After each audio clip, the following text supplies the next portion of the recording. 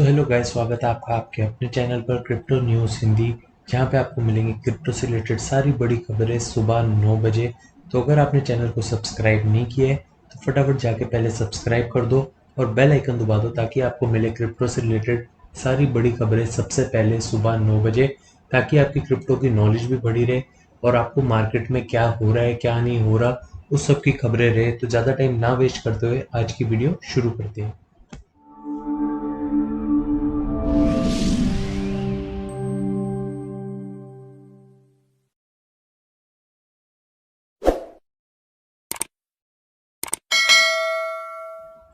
तो चलिए शुरू करते हैं आज की सबसे पहले खबर, सबसे बड़ी खबर से, जो कि आ रही है फेडरल रिजर्व से। जैसे कि मैंने आपको पिछली वीडियो में बताया था कि फेडरल रिजर्व की मीटिंग होनी है, जो प्राइस में हाइक होना है वो सारा पता चल जाएगा। इससे हमको इन्फ्लेशन के बारे में भी पता चल जाएगा और मार्केट पे उसका क्या असर हो रहा है।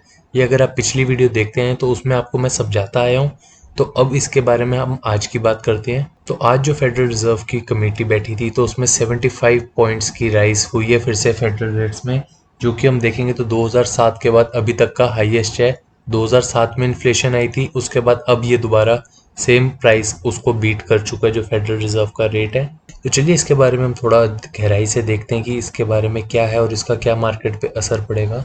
जैसे कि अगर आपने पिछली वीडियो देखी होगी तो उसमें मैंने आपको बताया था कि 0.75% या 0.75 जो इसका फेडरल रिजर्व का हाइक है ये कुछ मार्केट में एक्सपेक्टेड है और इसका कहीं ना कहीं कुछ ज़्यादा फर्क नहीं पड़ेगा। बट अगर ये एग्रेसिवली इंक्रीज होता तो इस पे बहुत ज़्यादा क्रिप्टो पे इसका फर्क पड़ता।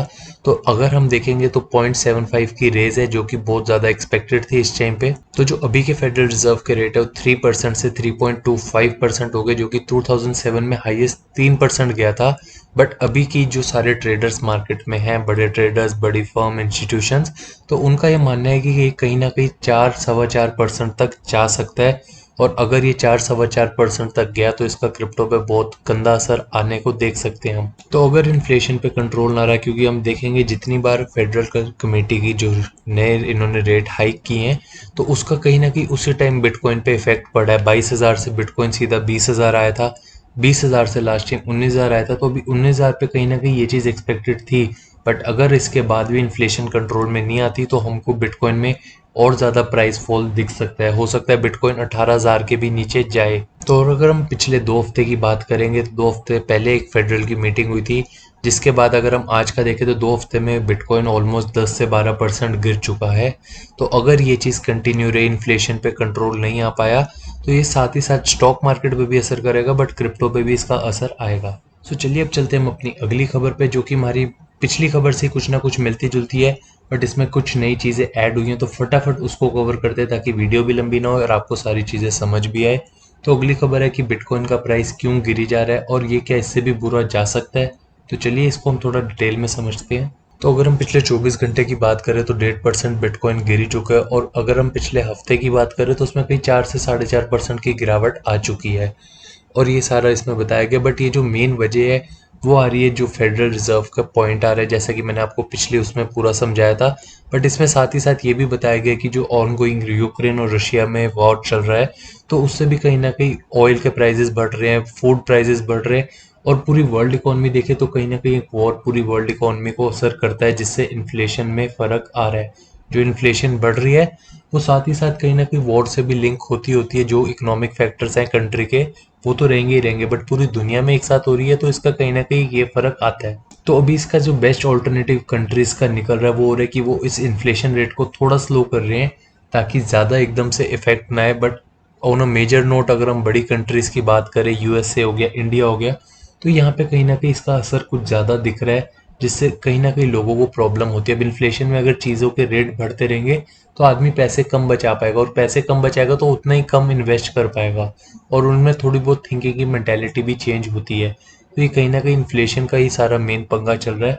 बट उसमें हम सिर्फ इन्फ्लेशन इस वजह से नहीं कह सकते कि वो वॉर की वजह से है, बट और साथ ही साथ बहुत सारे फैक्टर्स लिंक्ड है इसमें। तो हम अगर बात करें इसकी रिकवरी की तो अभी जो बड़े बड़े ट्रेडर्स एनालिस्ट हैं उनका मानना ये है कि 2023 की अर्ली तक, मतलब जो भी स्टार्टिंग होगी उस तक कोई ज़्यादा चांसेस नहीं है कि इसमें इकॉनमी रिकवर कर पाए, क्योंकि ऑलरेडी नुकसान बहुत ज़्यादा हो चुका है और वो एकदम से रिकवर नहीं होगा।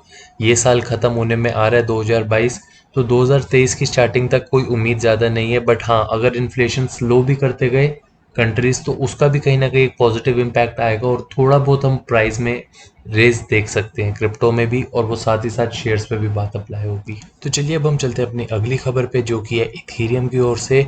तो अगर हम आज की डेट देखेंगे तो इथीरियम के मर्ज को पूरा एक हफ्ता हो गया है। तो आज हम देखते हैं कि इथीरियम में क्या फ़र्क आया है, क्या नई चीज़ें आ रही हैं, और उसके साथ साथ उसके प्राइस पे क्या फ़र्क पड़ा है। तो चलिए इस खबर को भी थोड़ा डिटेल में देखते हैं। तो अगर हम देखें तो इथीरियम जो शिफ्ट हुआ, मर्ज हुआ, वो प्रूफ ऑफ वर्क से प्रूफ ऑफ स्टेक की तरफ हुआ है, जो कि एक एनर्जी बचाने के लिए किया है, थोड़ा माइनर बेस सिस्टम को हटाने के लिए, और साथ ही साथ इसका एक थोड़ा इन्वायरमेंट पे पॉजिटिव इम्पैक्ट आएगा, जिसके बारे में हम बाद में बात करते हैं। इथीरियम मर्ज के मैंने पूरी वीडियोस बनाई हुई हैं इस चैनल पे, अगर आप चाहें तो आप जाके देख सकते हैं। मैं कोशिश करता हूँ आई बटन में उसका लिंक डालने की। तो इसके बाद जो इसका मर्ज का असर आया है वो किन किन एस्पेक्ट्स पे है उसके बारे में देखते हैं, क्योंकि ये बहुत बड़ा इवेंट शायद कह सकते हैं कि क्रिप्टो की हिस्ट्री में ये देखा जाएगा इथीरियम के मर्ज का। तो इसका क्या असर आया उसके बारे में बात करते हैं। तो अब हम सबसे पहले असर की बात करें, जैसे मैं बता रहा था, तो सबसे पहला जो पॉजिटिव आया वो है डिक्रीज एनर्जी कॉस्ट, मतलब जो भी इन्वायरमेंट की कॉस्ट होती थी, इलेक्ट्रिसिटी कॉस्ट, जो भी सारे इसकी इमिशंस होती थी, तो वो सब बहुत कम हो गया, क्योंकि इथीरियम के मर्ज के बाद उसी चीज़ को मेन इनका इम्पैक्ट था चेंज करने का। तो इसकी अगर हम फ़र्क देखें तो ये ओवरऑल पूरे ग्लोबल वर्ल्ड में, मतलब जो पूरे वर्ल्ड में एक बहुत पॉजिटिव इम्पैक्ट लेकर आता है कि अब जो क्रिप्टो में पहले लोग कहते थे कि माइनिंग से प्रॉब्लम होती है, लाइक चाइना में इसको बार बार बैन करने की कोशिश करते थे माइनिंग को, और भी कंट्रीज में बहुत सारे इन्वायरमेंट पे एक नेगेटिव इम्पैक्ट चलता था। तो वो कहीं ना कहीं इनका थोड़ा लुक चेंज होएगा, क्योंकि धीरे धीरे इसका असर आएगा इन्वायरमेंट पे, जो जो इनकी सारी एनर्जी वेस्ट होती थी, सब कुछ होता था, तो वो कहीं ना कहीं एक पॉजिटिव इम्पैक्ट में आके उसको शिफ्ट करा गया है।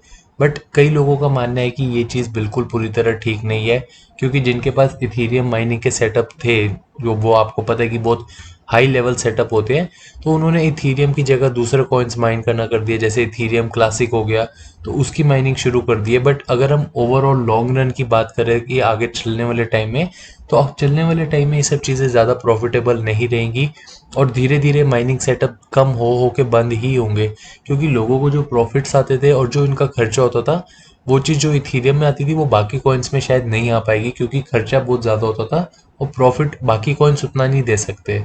तो ओवरऑल एक इन्वायरमेंट पे हम देखेंगे तो बहुत अच्छा असर आया है, और एक पॉजिटिव पूरी क्रिप्टो मार्केट के लिए आउटलुक जाएगी इस चीज़ की। तो दूसरा जो फ़र्क आया है वो कि जो सबसे ज़्यादा मतलब नोटिसेबल आया है, जो सब देख सकते हैं, वो है जो पहले इथीरियम की इशुएंस रेट थी वो बहुत ज़्यादा कम कर दी गई है। तो पहले मतलब अगर हम मर्ज के बाद की बात करें अभी तक की, तो अभी तक सिर्फ 4000 इथीरियम इशू हुए हैं, जो कि अभी तक के लिए देखा जाए तो ठीक है। बट अगर मर्ज से पहले की जो इसकी चलती थी सेटअप, तो उसके हिसाब से अगर देखा जाए तो अभी तक 70,000 इथेरियम इशू हो चुके होने थे। तो उसमें बहुत ज़्यादा रिड्यूस कर दिया गया है, और उसका एक बहुत ज़्यादा पॉजिटिव इम्पैक्ट है इथेरियम के ऊपर। तो थर्ड हम बात करेंगे प्राइस के ऊपर। तो प्राइस के ऊपर अगर हम बात करें तो 15 तारीख को जब मर्ज हुआ था तब इथेरियम की ओपनिंग थी 1573, 1570 के आसपास, और जो हाई बनाया था इथेरियम ने वो बनाया था कहीं इथेरियम मर्ज के बाद 1655। बट हम अगर अब की बात करें तो अभी प्राइस चल रहा है 1310। तो देखने में इसमें कहीं ना कहीं 15 से 20% तक की ऑलमोस्ट गिरावट आ चुकी है एक हफ्ते के अंदर अंदर। बट ये बात मैं आपको पहले भी अपने हर वीडियो में समझा रहा था कि क्रिप्टो में एक बहुत बेसिक रूल चलता है कि जो हाइप होती है उसको लोग बाय करते हैं और न्यूज़ को लोग सेल करते हैं। तो ये कहीं ना कहीं एक बहुत ज़्यादा कह सकते हैं कि ये सब लोगों को पता था कि ये मर्ज के बाद इसका प्राइस गिरेगा ही गिरेगा, और लोगों ने मर्ज से पहले पहले ही प्रॉफिट बुक करना शुरू कर दिया था। क्योंकि अगर हम बात करें और पीछे चलने की तो इसका प्राइस आप देख सकते हैं, अगर हम मर्ज से एक दो दिन पहले की भी देखेंगे तो इथेरियम 1800 टच कर चुका था ऑलमोस्ट यहाँ पे। बट मर्ज जैसे जैसे पास आ रहा था तो इसका कहीं ना कहीं लोगों ने बेचना शुरू कर दिया था, क्योंकि वो कहते हैं buy the hype and sell the news. तो वही चीज़ इथेरियम में हमने देखने को मिली है। सो चलिए चलते हैं आज की आखिरी खबर पे, जो कि है रिपल की ओर से XRP, जिसने पिछले एक हफ्ते में जब हम देखेंगे कि सारी क्रिप्टो के प्राइसेस बहुत अच्छी तरह गिर रहे थे, तो XRP ने कहीं ना कहीं अपनी वैल्यू बढ़ाई है, उसने पॉजिटिव की है। तो उसके पहले चार्ट को देखते हैं, फिर हम बात करते हैं कि इसका मेन रीज़न क्या है इसके पीछे का। तो अगर हम XRP का चार्ट देखें पिछले हफ्ते का, तो वो कहीं शुरू हुआ था 0.3358 से, और अगर हम आज का चार्ट देखें तो अभी चल रहा है 0.4066। तो अगर आप देखेंगे तो अगर आपको चार्ट भी दिखेगा तो आपको दिखेगा कि यहाँ से कितना इसने एकदम से हाइप बनाया है, और इस टाइम पे अगर आप सारी वीडियोस पिछली भी देखेंगे या नॉर्मल अपने फ़ोन पे भी आप किसी भी कॉइन का चार्ट ट्रैक करेंगे तो सबके कॉइन चार्ट नेगेटिव आएंगे, बट उसी टाइम पे रिपल ने अपनी बहुत पॉजिटिव मोमेंटम बनाया है। तो उसके बारे में बात करते हैं कि इसके पीछे क्या वजह रही है। तो अगर हम इसके पीछे की वजह की बात करें तो इसके पीछे की वजह जो रिपल का केस एसईसी के साथ था, जिसमें उन्होंने कहा था कि सिक्योरिटी लॉज जो यूनाइटेड स्टेट्स के हैं तो वो रिपल ने कहीं ना कहीं तोड़े हैं। तो वो 2 साल के बाद ऑलमोस्ट ख़त्म होने पे आ रहा है। रिपल की तरफ से बहुत पॉजिटिव चल रहा है क्योंकि उन्होंने अपना केस बहुत स्ट्रांगली प्रूव करने के लगे हुए हैं। एविडेंस सारा इकट्ठा हो गया कि उन्होंने कोई सिक्योरिटी लॉज यूनाइटेड स्टेट्स का नहीं तोड़ा है। तो 2 साल के बाद इसकी जजमेंट आने वाली है और लोगों की ये उम्मीद है कि जजमेंट रिपल के फेवर में रहेगी। तो इसी वजह से इसका एक प्राइस में थोड़ी सी हाइप बन रही है। बट आपको मैं अभी भी बता रहा हूँ इसमें हाइप बन रही है, और अगर ये केस रिपल के फेवर में जाता है तो इसमें कहीं ना कहीं लॉन्ग टर्म में प्राइस हाइज होगा। बट अगर हम बात करें, अगर उस टाइम की बात करें तो सेल द न्यूज़ वाली बात हमेशा कहीं ना कहीं अपने दिमाग में रखिए, क्योंकि ये सब क्रिप्टो में बहुत ज़्यादा होता है। तो चलिए इसी के साथ आज की वीडियो ख़त्म करते, वीडियो को ज़्यादा लंबा नहीं करते। चार्ट्स हमने साथ साथ बीच में ट्रैक कर ही लिए थे, इथीरियम का कर लिया था, रिपल का भी कर लिया था, और वीडियो की स्टार्टिंग में हमने बिटकॉइन का भी कर लिया था, बट उसकी हम डिटेल एनालिसिस नहीं कर पाए थे। तो आप चैनल को सब्सक्राइब करके बेल आइकन ज़रूर दबा दीजिए। ऐसे ही आपको सुबह 9 बजे न्यूज़ अपडेट्स मिलते रहेंगे। तब तक के लिए thank you and take care.